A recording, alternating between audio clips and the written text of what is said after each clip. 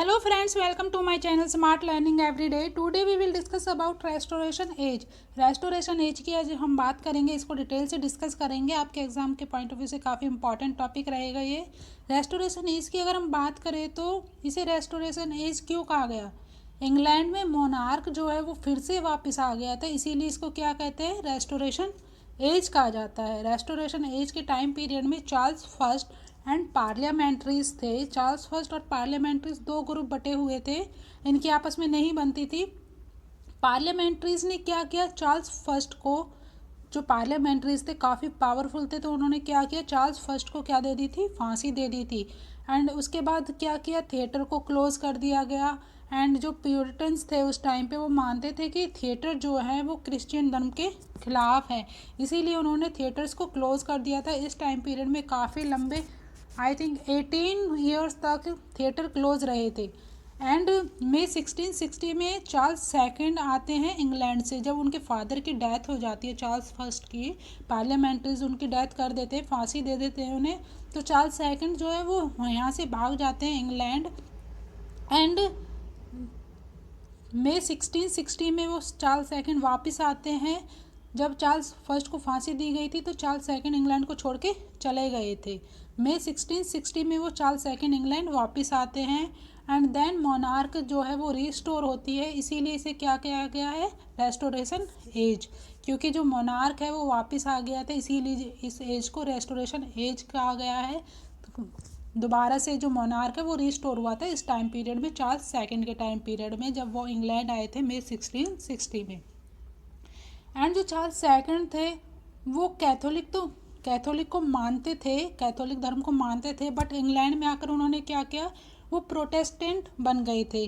सिर्फ दुनिया को दिखाने के लिए बने थे, लेकिन वो अपने दिल से अभी भी कैथोलिक धर्म को ही मानते थे. एंड जो रेस्टोरेशन एज है आपकी, इसको डिटेल से अगर थोड़ा और डिस्कस करें हम, तो जो रेस्टोरेशन एज है उसमें जो चार्ल्स सेकंड थे वो 1660 में राजा बने थे. एंड इसी के साथ आपका क्या है, मोनार्क वापस आ गया था. एंड मोनार्क ख़त्म कैसे हुआ था, मोनार्क तो वापस आ गया, आपको पता चल गई कैसे मोनार्क वापस आया, लेकिन ख़त्म कैसे हुआ था. 1603 में एलिजाबेथन की डेथ हो गई थी. देन स्टार्ट होता है आपका जैकोबियन एज. एलिजाबेथ की डेथ के बाद स्टार्ट होती है आपकी जैकोबियन एज. जैकोबियन एज है जो वो 1603 से 1625 का टाइम पीरियड की एज है. इस टाइम पीरियड को जैकोबियन एज का टाइम पीरियड माना गया है. And then James first king बनते हैं, इसी को जैकोबियन एज कहा जाता है. एलिजाबेथन की डेथ होती है 1603 में. एंड 1603 से 1625 जैकोबियन एज स्टार्ट होती है. इस एज को जैकोबियन एज क्यों कहा गया, क्योंकि जेम्स फर्स्ट इस टाइम पीरियड में किंग बने थे. एंड इस एज में शेक्सपियर ने बड़े बड़े प्लेज लिखे थे. 1660 में शेक्सपियर की डेथ हो गई. एंड 1625 में जैकोबियन एज के फिनिश होने के बाद जो चार्ल्स फर्स्ट थे वो किंग बनते हैं. एंड इसी टाइम पीरियड में लेट रेनेसा भी चल रहा था आपका, जो कि टाइम पीरियड था 1625 से 1660 का. एंड इसी टाइम पीरियड में आपकी सिविल वॉर होती है. काफ़ी एग्जाम में क्वेश्चन पूछे जाते हैं सिविल वॉर से रिलेटेड. सिविल वॉर कब हुई थी, 1642 से 1651 के टाइम पीरियड के बीच में. एंड 1649 में जो चार्ल्स फर्स्ट है उनको मार दिया जाता है, क्योंकि अभी मैंने आपको बताया था चार्ल्स फर्स्ट को कैसे मार दिया गया था, क्योंकि उनकी पार्लियामेंट्री से नहीं बनती थी, वो काफ़ी पावरफुल थे, तो चार्ल्स फर्स्ट को वो फांसी दे देते हैं. एंड कुछ पोइट्स थे चार्ल्स फर्स्ट के टाइम में जो उनको सपोर्ट करते थे, उन्हें क्या कहा जाता था, कैवेलियर पोइट्स कहा जाता था. एंड चार्ल्स फर्स्ट की जब डेथ हो जाती है, उन्हें फांसी दी जाती है 1649 से 1660 तक कोई भी राजा नहीं बना था उनकी डेथ के बाद, क्योंकि उनके जो सन होते हैं चार्ल्स सेकंड वो भी इंग्लैंड को छोड़ के चले जाते हैं. एंड इसी टाइम पीरियड को क्या गया गया, अराजकता का काल. किस टाइम पीरियड को, 1649 से 1660 के टाइम पीरियड को अराजकता का काल कहा गया है. एंड उसके बाद पार्लियामेंट एंड जो रिलीजन होते हैं वो सत्ता जो है दोनों अलग अलग हाथों में चली गई, पार्लियामेंट एंड रिलीजन के हाथों में. एंड देन पावर आ गई उसके टाइम पीरियड, कुछ टाइम पीरियड के बाद प्यूरिटन्स के हाथों में. तभी जो है जो पार्लियामेंट है अपॉइंट हुए थे ओलिवर क्रॉमवेल. पार्लियामेंट में कौन अपॉइंट हुए थे जब सत्ता प्यूरिटन्स के हाथों में आ जाती है, ओलिवर क्रॉमवेल। ओलिवर क्रॉमवेल का जो टाइम पीरियड है वो है आपका 1653 से 1658। एंड जो चार्ल्स सेकंड हैं जो किंग बनते हैं 1660 में, उनके फादर को जब फांसी दे दी जाती है तो वो इंग्लैंड छोड़ के चले जाते हैं। 1660 में वो वापस आते हैं एंड मोनार्क जो है वो रिस्टोर होता है, इसीलिए इस एज को रिस्टोरेशन एज कहा गया। उनको फ्रांस से बुलाया गया क्योंकि वो इंग्लैंड छोड़ के कहाँ चले जाते हैं, फ्रांस।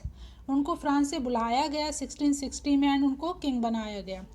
एंड चार्ल्स सेकंड है जो अपने फादर चार्ल्स फर्स्ट से बहुत अलग थे, अपने फादर से वो बिल्कुल अलग थे। उनका इंटरेस्ट था लिटरेचर में। उन्होंने क्या किया, चार्ल्स सेकंड में उनका इंटरेस्ट लिटरेचर में था, तो उन्होंने लिटरेचर को एक नयापन दिया। एंड फर्स्ट वर्क जो है उनका थिएटर ओपन्स कराए गए। पहला काम क्या था चार्ल्स सेकंड का, उनका फर्स्ट वर्क था थिएटर ओपन कराना, क्योंकि पार्लियामेंट्रीज ने चार्ल्स फर्स्ट की डेथ के बाद थिएटर्स को क्लोज करा दिया गया था। काफ़ी लंबे टाइम के लिए थिएटर क्लोज रहे थे, 18 ईयर्स के लिए। तो उन्होंने फर्स्ट काम क्या किया, चार्ल्स सेकंड ने किंग बनने के बाद थिएटर्स को ओपन कराया। एंड जो ग्रेट पोइट थे इस टाइम के जो ग्रेट पोइट थे जॉन मिल्टन, उनका वर्क पब्लिश हुआ पैराडाइज लॉस्ट, जो काफ़ी फेमस वर्क है। एंड जॉन बेनियन का वर्क था द पिलग्रिम प्रोग्रेस। एंड इस टाइम में रेस्टोरेशन किंग के कौन थे, किंग रेस्टोरेशन एज के जो किंग थे वो कौन थे, Charles second. And literature king की अगर हम बात करें तो लिटरेचर किंग कौन थे रेस्टोरेशन एज के टाइम में, जॉन ड्रेडन। एंड जॉन ड्रेडन उनको पोइट लॉरिएट की उपाधि दी गई 1668 में। आपके एग्जाम में पूछा जाता है ये क्वेश्चन, जॉन ड्रेडन को पोइट लॉरिएट की उपाधि किस टाइम पीरियड में दी गई, 1668 में। एंड इसी एज को एज ऑफ ड्रेडन भी कहा जाता है। ये भी क्वेश्चन बनता है एग्जाम में कि किस एज को जो एज ऑफ ड्रेडन कहा जाता है, तो रेस्टोरेशन एज को ही एज ऑफ ड्रेडन भी कहा गया है। एंड जो ड्रेडन थे वो लिखते थे आपके हेरोइक कपलेट में। हेरोइक कपलेट को कौन लेके आया था, जॉन ड्रेडन, इनको ही। एंड इस एज की अगर हम बात करें तो in this age leading writers, इस एज के लीडिंग राइटर्स कौन थे, for example John Dryden, William Congreve, John Milton, William Wycherley, Aphra Behn. First English poem playwright थी आपकी एप्रा बैन। आपसे एग्जाम में इसी तरह से क्वेश्चन पूछा जाएगा, एप्रा बैन या first English woman play right कौन थी, एप्रा बैन। एंड 1685 में चार्ल्स सेकंड की डेथ के बाद उनके भाई चार्ल्स सेकंड जो है वो क्या बनते हैं, किंग बनते हैं। एंड इसी के साथ लास्ट रोमन कैथोलिक मोनार्क होता है ये। और थोड़ा हम इसको एक बार और डिस्कस कर लेते हैं रेस्टोरेशन एज को। मैंने आपको डिटेल से एक बार बता ही दिया है, थोड़ा और डिस्कस करते हैं रेस्टोरेशन एज को, ताकि आपको सारी चीज़ें अच्छे से इसी वीडियो में कवर हो जाए, दोबारा याद करने की ज़रूरत ना पड़े। Restoration age, the period from 1660 to 1700 is known as the restoration period or the age of ड्रेडन। इसी एज को क्या कहा जाता है, 1660 से 1700 का जो टाइम पीरियड है रेस्टोरेशन पीरियड को ही एज ऑफ ड्रेडन कहा जाता है। Dryden was the representative writer of this period. The restoration of King Charles II in 1660 marks the beginning of a new era both in the life and the literature of England. मैंने जैसे ही आपको detail में बताया कि 1660 में Charles second को वहाँ का किंग बनाया जाता है, दोबारा से मोनार्क वापस आता है। एंड वो लिटरेचर से काफ़ी प्रेम करते थे, अपने फादर चार्ल्स फर्स्ट से वो काफ़ी डिफरेंट थे। The country while by William Wycherley was one of the first important restoration plays. And next important कुछ की पॉइंट्स है इस एज के, रेस्टोरेशन एज के, आपके एग्जाम में आ सकते हैं।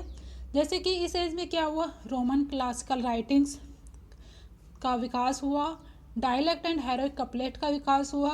हेरोइक कपलेट को कौन लाए थे, जॉन ड्रेडन। एंड अदर नेम जो इस एज को कहते हैं रेस्टोरेशन एज का अदर नेम क्या है, सूडो क्लासिकल एज। एंड इसमें क्या हुआ था, मोनार्क रिस्टोर हुआ था। एंड द ग्लोरियस रिवोल्यूशन और द ब्लड रिवोल्यूशन 1688 इसी एज में हुआ था। एंड आई ए रिचर्ड, उनको क्या कहा गया, father of new criticism. And कुछ prominent writers, John Bunyan, Thomas Hobbes, Samuel Pepys, ये एक डायरिस्ट थे, William Congreve, John Dryden, Aphra Behn, मैंने आपको ही बताया अभी, first English women playwright थी। एंड इसी एज में licensing of the press act को लाइसेंस मिला 1662 में। The first public library in London 1684 में। ये काफ़ी इंपॉर्टेंट की पॉइंट्स हैं, इनको अच्छे से लर्न कर लेना फ्रेंड्स रेस्टोरेशन एज के, क्योंकि एग्ज़ाम में इसी में से क्वेश्चन बनते हैं। द बैंक ऑफ इंग्लैंड 1694 में ओपन किया गया एंड इसी एज में प्लेग की महामारी फैली थी 1665 में। The great fire of London 1666 में। कॉफ़ी हाउस का कल्चर भी इसी एज में स्टार्ट हुआ था, बट इसमें क्या था, कॉफ़ी हाउस कल्चर में वुमेंस को अलाउ नहीं किया जाता था, womens not allow. This age was deeply influenced by French culture. जो ये एज है वो डीपली इन्फ्लुएंस थी, किससे इन्फ्लुएंस थी, फ्रेंच कल्चर से। And Dryden is known as the father of English criticism. Dryden was famous for political satires. Theatre open हुए 1660 में एंड अगर क्लोज टाइम पीरियड पूछा जाए आपसे तो 1642 से 1660। एंड ये भी क्वेश्चन बन सकता है, थिएटर्स को किसने ओपन कराया, चार्ल्स सेकंड ने, जब उनको किंग बनाया गया था। रेस्टोरेशन किंग कौन थे, चार्ल्स सेकंड। लिटरेचर किंग कौन थे, जॉन ड्रेडन, एंड इनको पोइट लॉरिएट की उपाधि दी गई 1668 में। एंड इन्वेंशन किया था जॉन ड्रेडन ने, हेरोइक कपलेट का।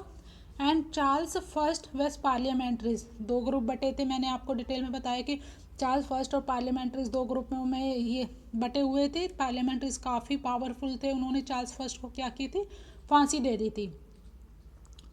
आई होप फ्रेंड्स आज की क्लास आपको अच्छी लगी। Thanks for watching. लाइक करें, शेयर करें, सब्सक्राइब करें, कमेंट करना ना भूलें फ्रेंड्स। एंड अगर आपको किसी अदर टॉपिक पे वीडियो चाहिए तो नीचे कमेंट बॉक्स में कमेंट करें। Good day, take care, bye bye friends.